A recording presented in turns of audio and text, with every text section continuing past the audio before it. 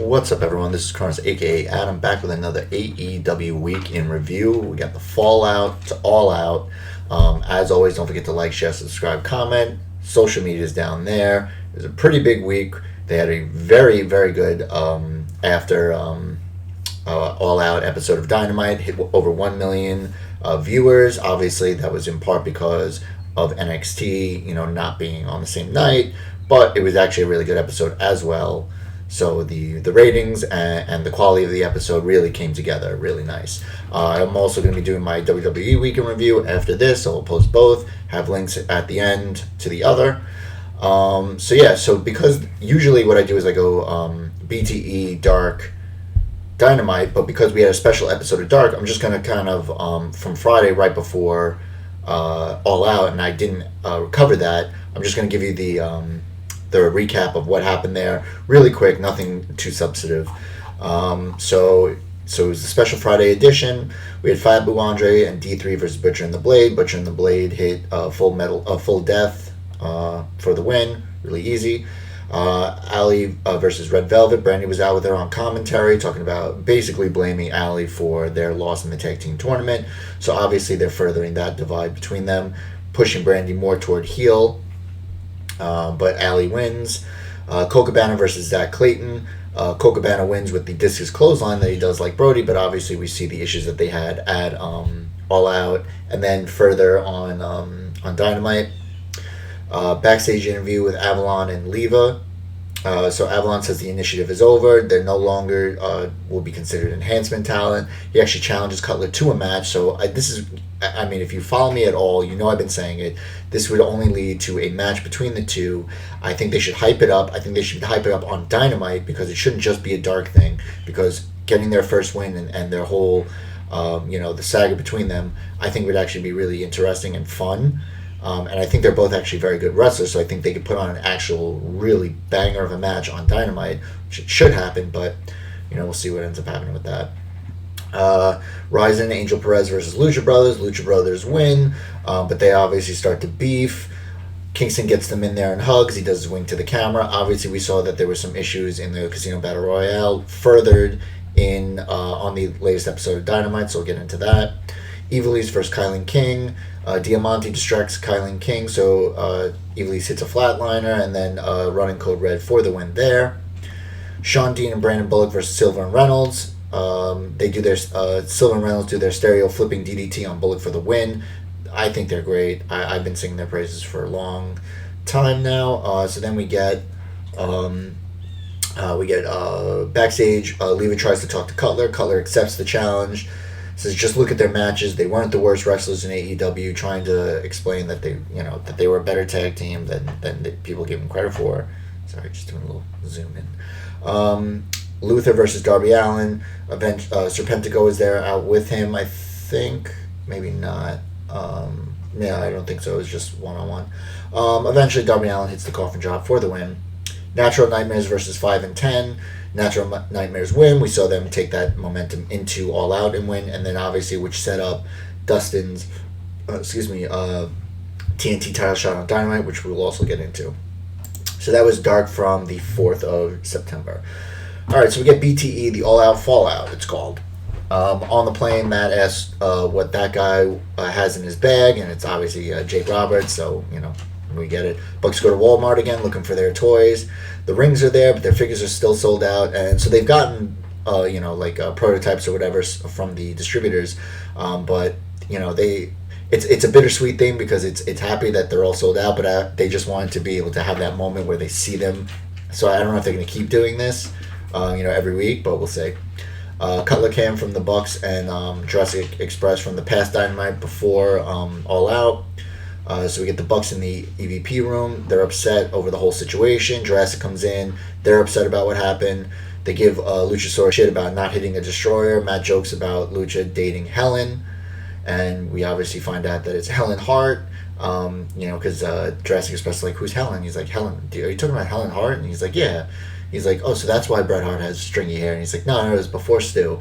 She was the original Canadian destroyer. I thought that was pretty funny. Christopher Daniels doing 50 upright rows, for 50 plus. Hangman approaches to talk to Cutler. He puts the camera down, but it's still filming. He says he wants to tell the Bucks that he's sorry and he fucked up and he's a piece of shit. Silver and Reynolds need to get more recruits. So Silver says to Brody that. So he said. Yeah, so Silver tells Reynolds, he's like, Brody said he'll smack our bare butts and balls. And Reynolds like, he absolutely, definitely did not say that. So they try MJF. They walk in. Wardlow's there, and they just start saying really creepy stuff, like they're hitting on him, like they want the main course. They're buttering him up. It gets a little creepy, but then Wardlow takes a call, says he has a call, and he goes, "It's from Maxwell." He's like, maybe we could talk about this later, but so I didn't know if Wardlow was receptive to it or not. It was kind of weird. And then they're just like, "Oh man, we forgot to ask him to join the Dark Order," because they were too busy just hitting on him. So we had the Bucks and Cutler at Cracker Barrel.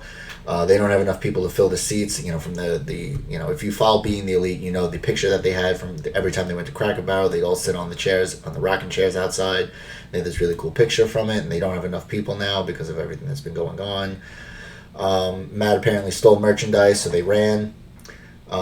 They're all trying on the shirts, and it turns out Matt has a women's, girl's shirt on with, they're talking about how it has a lot of cleavage. He's like, no, it's probably just the new style. Cutler then tries to tell them about what Hangman said, and they don't even want to hear it. As soon as they hear Hangman's name, they're like, we don't want to know. We had a Speaking Spanglish segment with the Me Phone. These are now starting to kind of just be boring. I don't care anymore. We had Vicky Guerrero and Diamante displaying the features of the Me Phone. That's about it. I've no longer really interested in this. Bucks on the red carpet, so they're doing the stereotypical red carpet stuff. People are asking them weird questions. It was just, I don't know. It was kind of that segment. We get the Cutler Cam from the Bucks and Jurassic Express at All Out. Everyone's getting splashed from when Jericho goes through into the vat of mimosa. You see just a huge wave of mimosa come on everybody, and just makes a huge puddle on the floor. We get a public swole announcement. She's all dressed up, dolled up. She says, at the bar, you have to keep your legs crossed and look pretty. And then, Ricky pops up when he hears the word pretty. And he's like, did I hear pretty, Ricky? And so Swole gets pissed off and is like, you know what? You always ruin everything. You always ruin my shot, and leaves. So then we get the Dark Order.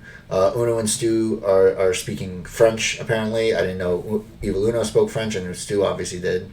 Brody's mad, looking for Colt. He's yelling at everyone about the no more third-party affiliates. Obviously the playoff of what happened with WWE. He yells at Uno, saying that you can't use Twitter anymore. What's your name? No, you got to change it. Silver and Reynolds come in celebrating.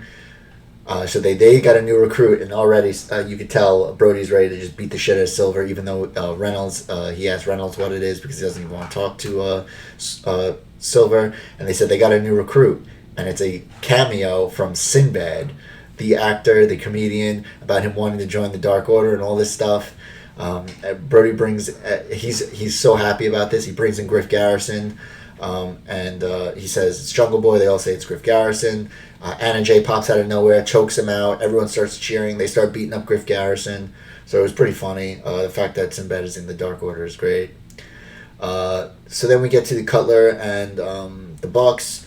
He asks about Hangman and Kenny, and the Bucks still don't want to talk about it. They said that it's time to start worrying about themselves, and we get a sad music montage. So obviously they're playing up, the breakup of the Elite and everything that's going on. Obviously Dark Order killing it as always. All right, so now we're to the actual this week's episode of Dark on the 8th. So we get Shawn Legacy versus Will Hobbs. So Will Hobbs is now getting a lot of exposure. Big showing after All Out. Does his own test of strength, does a stalling suplex, then a snap suplex, then an inverted suplex. Does the running power slam because he first runs the Legacy into the corner and then comes back into the middle of the ring for the power slam for the win. So I guess I see big things for Will Hobbs. There we go. Brian Cage versus Tony Donati. Taz is pissed. Cage wasn't introduced as the FTW champ. Does a release German that sends Donati across the ring, which was crazy. We get the fall-away toss, a super kick, powerbomb, buckle bomb, and then the gory special flatliner into the win. So Cage just absolutely destroys this guy. We get Full Gear is announced for November 7th, so that's the next pay-per-view for AEW. Griff Garrison versus Angelico. I basically just put Angelico is so goddamn smooth. I love the way he wrestles. I think he could be huge if they just give him a little more to work with. He's just like, he puts these crazy submission holds on anybody, and it's just, you don't even know half of them. We get like an opposite STF. Griff goes to the ropes.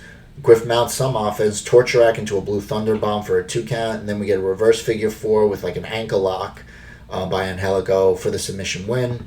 Anna Jay versus Skylar Moore. Skylar with some offense. Anna Jay slides out to regroup.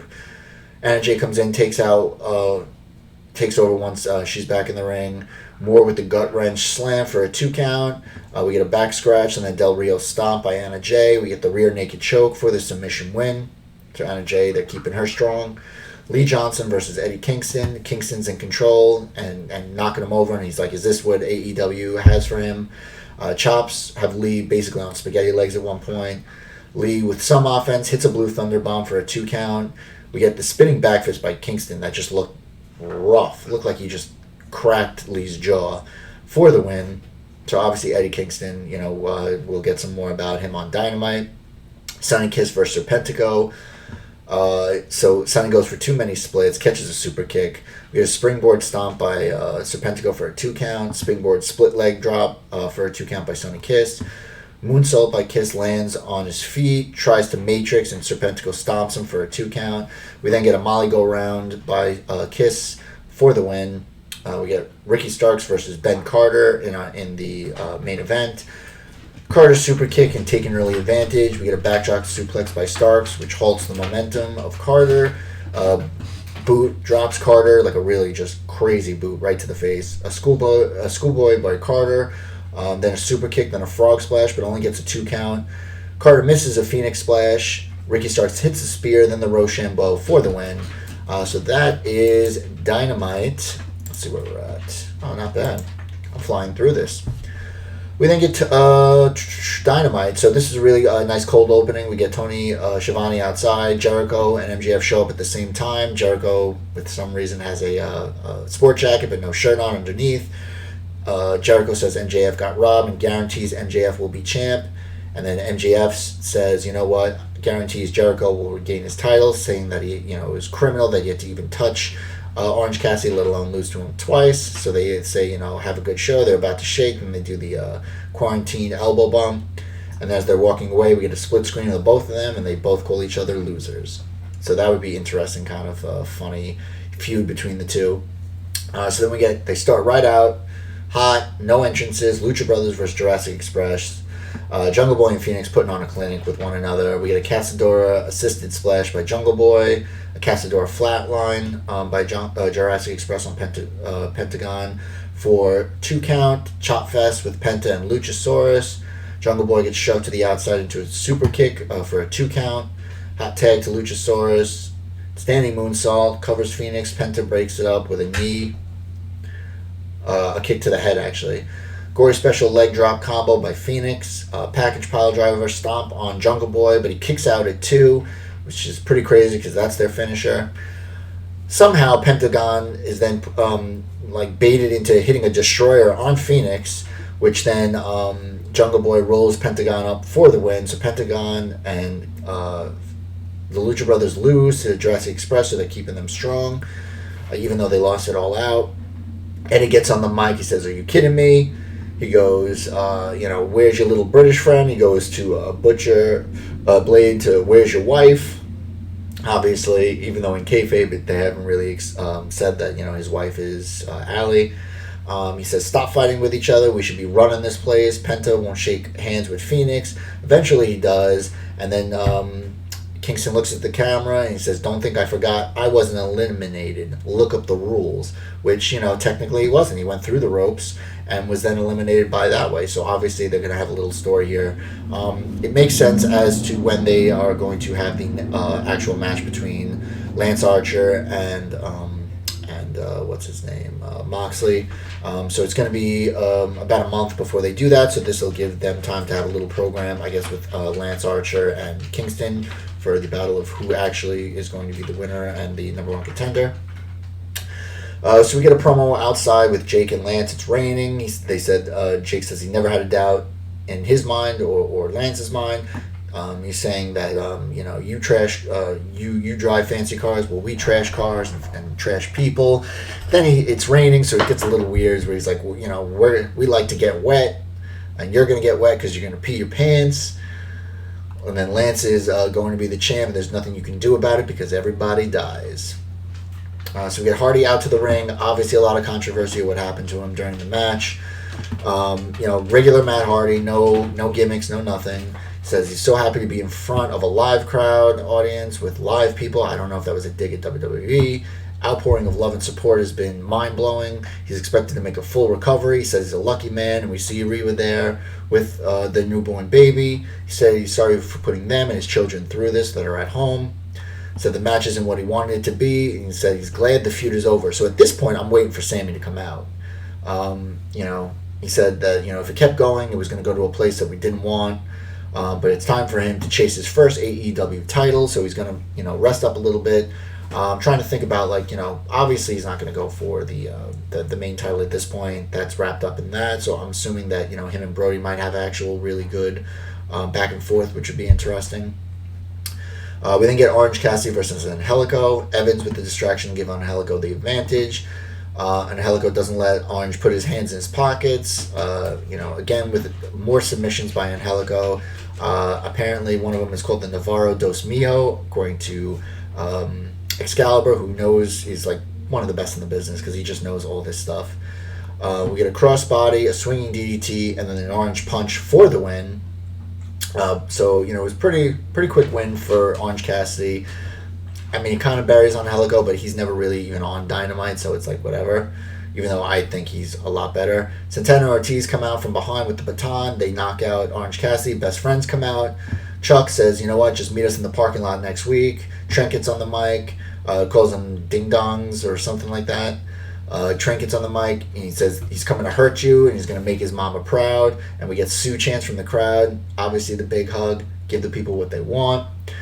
So we get Alex Marvez backstage. He goes to the Bucks locker room, says, we're going to try and get a word with them. Knocks, no one answers. Knocks again. Door opens. They give him a double super kick party, and then Marvez goes to the ground. They close the door. Obviously, everyone's very upset that, they're saying what happened. So we get the mean Young Bucks. Tony is in the ring to interview Kip and Penelope. This is one of my favorite moments of the week. Kicked Tony out, said he'd rather, if he was going to have someone from commentary, he'd rather have JR because JR knows how to party. So he announces his Twitch again, obviously, and says, here's the best man. And a guy called Puff, who apparently is an independent wrestler, I found out, comes out, this fat guy, says, no, he said, you're the best, for subscribing to his Twitch channel. Get the hell out of here. So they kick him out.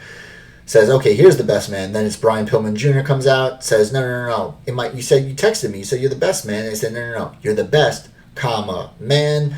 To be honest, you've been stalking me. We're not even friends. So get out of here. I hope your birthday sucks, because apparently it was Brian Pillman's birthday. But then, the best part, the best man, Miro Day. Miro, formerly known as Rusev of WWE, who had said recently that he might even retire from wrestling and just be a content creator. He's out there. He's the best man. We get Miro Day chants. He loves it. He's hyping up the crowd. He said it has a good ring to it. Said he was 10 years under the same house with the same glass ceiling and same brass ring. He said you can shove that ring up your ass. He's absolutely killing this promo. I mean, it's kind of your typical, shitting on WWE promo, but you could just see how happy he is. He said that Miro, that they recognize All Elite and that Miro is All Elite. And he said, my name is Miro and I'm All Elite. So it was great. So Miro is now going to be in this little, storyline with Kip Sabian. I don't know if they're going to become a tag team. I don't know if this is going to be one turning on the other. But I expect very good things from Miro. This was huge. I was really excited about this. This is one of the bigger ones. Obviously, Brody Lee was big, Matt Hardy, Chris Jericho. But the way things have been shaping up recently, especially, I'm very excited to see this Miro talk as Jericho because we know it's going to happen. Tony with the interview with Hangman, a very sit-down one. I actually really like this. Obviously, Hangman with a drink. He says he's a little banged up, but he's feeling good. And, you could hear and see the fans, but he didn't the entire match. He said it was inevitable that they'd fall apart. That's what everyone said. FTR shouldn't have been the number one contenders in the first place. That's his fault. He was stupid enough to lose his friends and be fooled by FTR because he thought because they looked like him and talked like him and drank like him. He said him and Kenny have to work their way back up, but they're going to get the tag team titles again. Little do we know. We'll find out more about this later. We get the no DQ tag team match. So we get Jericho and Hager versus Janela and Kiss. Obviously, Janela and Kiss get the jobber entrance.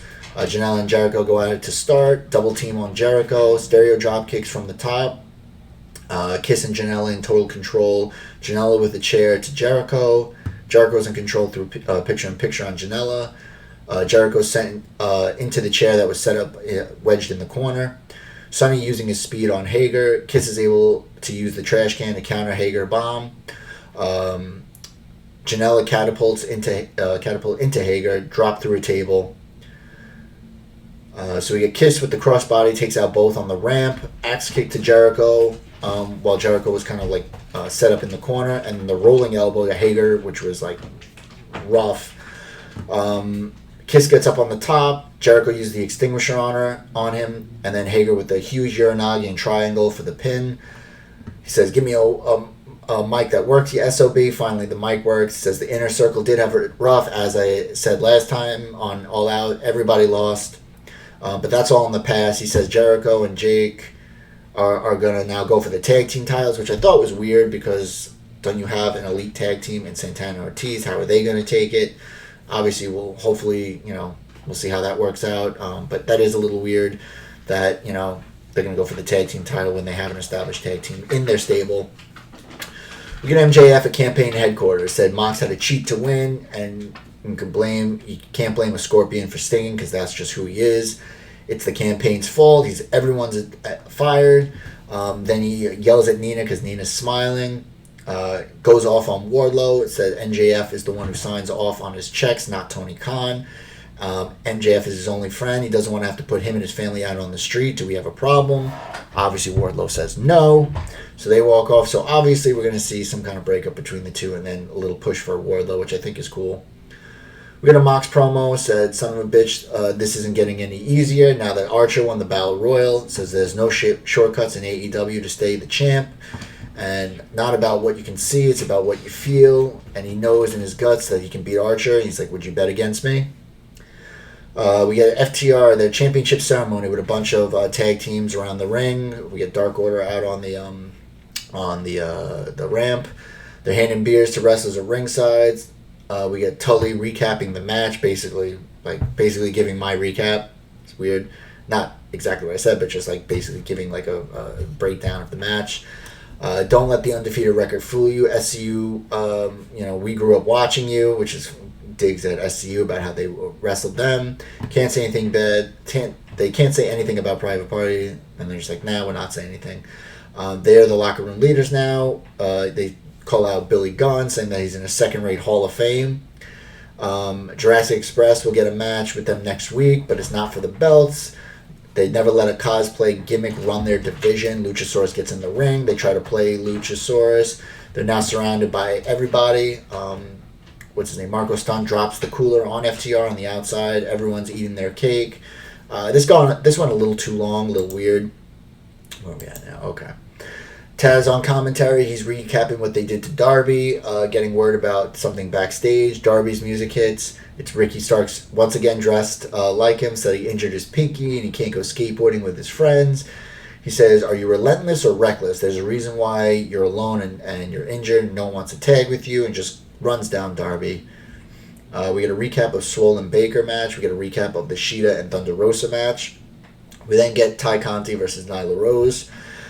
So apparently Ty Conti was just signed that day, which I have been saying for the longest time she needs to get signed because she's fucking great. I think she's awesome. You could tell how emotional she was. She was like almost in tears coming out of the ramp. She even said it on her Instagram that how emotional she was knowing that she got a chance to really show who she is. not only offer from commentary as Dark Order is actively trying to sign her. Yeah, I wasn't a fan of her because knowing that she was going to get squashed by Nyla Rose. Nyla tossing Conti across the ring. We get a question mark kick by Conti. Conti with the knee bar, and then eye gouge to free herself by Nyla. Nyla sent into the post during picture-in-picture. We get a chokeslam countered into an armbar. She gets picked up, though, into a beast bomb for the win. Vicky comes in. We're here to make a statement. The Vicious Vixens. We're not going anywhere. Sheeta comes out to save Conti with the kendo stick. Conti was selling a huge leg injury. I didn't know if it was real or not because she did show a picture on Instagram, I think it was, that her knee was like a little bruised, but I didn't know how serious it was, and I really, really hope that it's not because that would be just awful timing to get signed, have your first match on Dynamite, and then lose. That'd be awful. But we do see in a social exclusive, so it was on Twitter or whatever, that she was being helped, out by Uno and Stu Grayson. They're trying to recruit her. Anna Jay comes in, tells them, back off. I'll talk to her, and then helps her off, and they rejoice, knowing that Ty Conti will be the next member of the Dark Order. Will that happen? Won't that happen? I don't know. So we get the Bucks apparently were fined $5,000 each for kicking Marvez. JR convo earlier that day with Kenny. So what is he supposed to do? Cry in the corner? That's what Kenny's saying. What am I supposed to do about this? We did have a lot of chemistry in the ring. There was a lot of lofty expectations for me. I was supposed to be the single star, the face of the company. What's next for Kenny? He says, we already have a very deep tag division.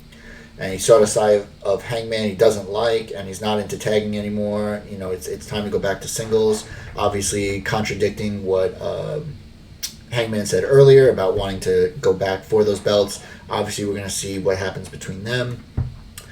So on the anniversary show of October 14th, the 1-year anniversary of All Elite Wrestling, we're going to get the championship match on Mox versus Archer. For next week, we get Best Friends versus Santana Ortiz in a parking lot street fight. The NWA Championship will actually be on the line for Thunder Rosa versus Ivelisse, which is pretty cool. FTR and Jungle Express in a non-title match.